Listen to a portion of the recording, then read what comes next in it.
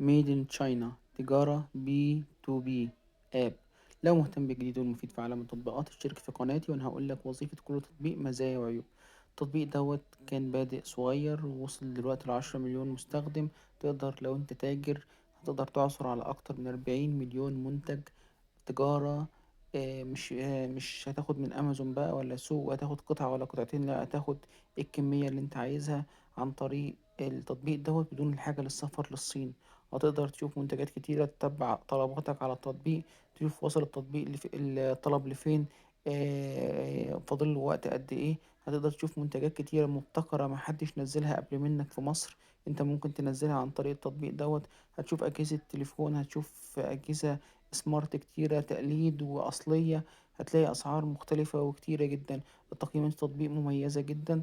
تقدر لو انت كنت حابب تتاجر فممكن تلاقي منتجات كتيرة جدا تتاجر فيها بأسعار كويسة جدا.